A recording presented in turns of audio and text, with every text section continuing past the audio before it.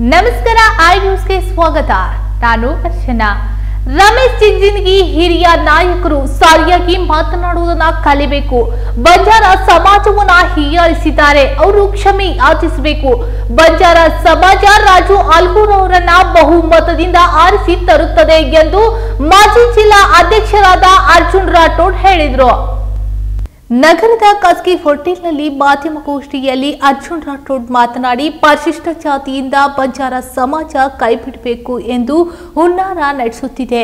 ಪರಿಶಿಷ್ಟ ಜಾತಿ ಸೌಲಭ್ಯವನ್ನ ಬಂಜಾರ ಸಮಾಜ ಹೆಚ್ಚಾಗಿ ಪಡೆದುಕೊಳ್ಳುತ್ತಿದೆ ಎಂದು ವೈಯಕ್ತಿಕ ಕಾರಣದಿಂದ ಸಮಾಜವನ್ನ ಹೀಯಾಳಿಸುತ್ತಿದ್ದಾರೆ ಎಂದು ತಿಳಿಸಿದ್ರು. ನಂತರ ನಮ್ಮ ಕಮ್ಯುನಿಟಿಗೆ ಇವತ್ತು ಪರಿಶಿಷ್ಟ ಜಾತಿ ಸೌಲಭ್ಯ ಜಾಸ್ತಿ ಸಿಗ್ತದೆ ಅಂತ ತಿಳ್ಕೊಂಡು ಇವರು ಈ ರೀತಿ ನಮ್ಮ ಕಮ್ಯುನಿಟಿ ಮ್ಯಾಗ ಪರ್ಸ್ನಲ್ ಇಂಟ್ರೆಸ್ಟ್ ತೊಗೊಂಡು ನಮ್ಮನ್ನು ಕೀಳಾಗಿ ಮತ್ತು ನಮ್ಮ ಸಮಾಜಕ್ಕೆ ಒಂದು ಕೆಟ್ಟ ನಡವಳಿಕೆ ನಡ್ಕೊಂಡಾರ.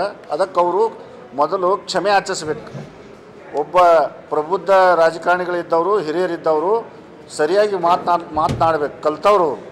ಇದು ಮಾತಾಡಿದ್ದು ಭಾಳ ತಪ್ಪ. ಅದಕ್ಕೆ ಅವರು ಕ್ಷಮೆ ಯಾಚಿಸ್ಬೇಕು. ಮತ್ತು ಅವರು ಕ್ಷಮೆ ಯಾಚಿಸ್ಲಿ ಬಿಡಲಿ. ನಾವಂತೂ ನಿರ್ಣಯ ಮಾಡಿಬಿಟ್ಟಿದ್ದೀವಿ ಆಲ್ರೆಡಿ. ಬಂಜಾರ ಸಮಾಜದವರು ಇಡೀ ಕರ್ನಾಟಕದಲ್ಲಿ ಮತ್ತು ಬಿಜಾಪುರ ಜಿಲ್ಲೆಯಲ್ಲಿ ರಾಜು ಆಲ್ಗೂರ್ ಅವರಿಗೆ ನಾವು ಮತವನ್ನು ಹಾಕಬೇಕಂತ ಆಲ್ರೆಡಿ ಡಿಸೈಡ್ ಮಾಡಿಬಿಟ್ಟಿವಿ. ನಮ್ಮ 2,50,000 ಹೆಚ್ಚು ಹೋತು ಮತಗಳದಾವು. ಇವತ್ತೇನು ರಾಜು ಆಲ್ಗೂರ್ ಅವರು ಅಂತರದ ಮತಗಳೇನು ಅದಾವು, ಅವು ಬಂಜಾರ ಸಮಾಜ ಮತಗಳು ಅಂಥೇಳಿ ತಾವು ಪರಿಗಣಿಸಬೇಕು.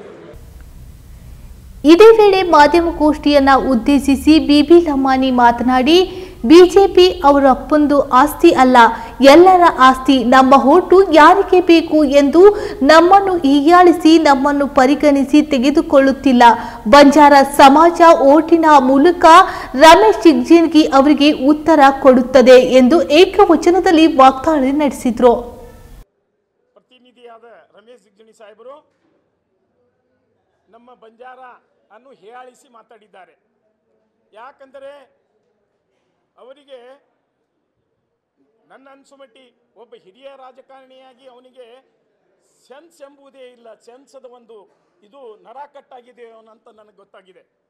ಯಾಕಂದ್ರೆ ಇಡೀ 2.5 ಲಕ್ಷದಿಂದ 3 ಲಕ್ಷ ಸಮಾಜ ನಮ್ಮ ಬಂಜಾರ ಸಮಾಜ ಈ ಜಿಲ್ಲೆಯಲ್ಲಿ ಇದ್ದಾರೆ ಎಂಬುದು ಅವನಿಗೆ ಪರಿಜ್ಞಾನ ಇಲ್ಲ. ನೋಡ್ರಿ, ಬಿಜೆಪಿ ಅಂದರೆ ಅವರು ಒಬ್ಬಂದೇ ಆಸ್ತಿ ಅಲ್ಲ. ಬಿಜೆಪಿ ಅವನು ಒಬ್ಬಂದೇ ಆಸ್ತಿ ಇಲ್ಲ, ಎಲ್ಲಾರ್ದು ಆಸ್ತಿ.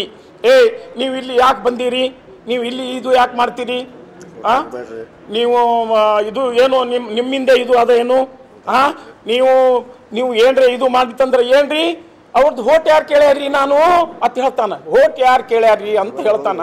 ನಮಗೆ ಅವ್ರದ್ದು ಹೋಟ್ನು ಬೇಕಾಗಿಲ್ಲ, ಹೋಟ್ನು ಬೇಡ ಅಂತ ಹೇಳಿ ನಮಗೆ ಹೀಯಾಳಿಸಿ ನಮ್ಮನ್ನು ಪರಿಗಣನೆಗೆ ತಗೊಂಡಿಲ್ಲ.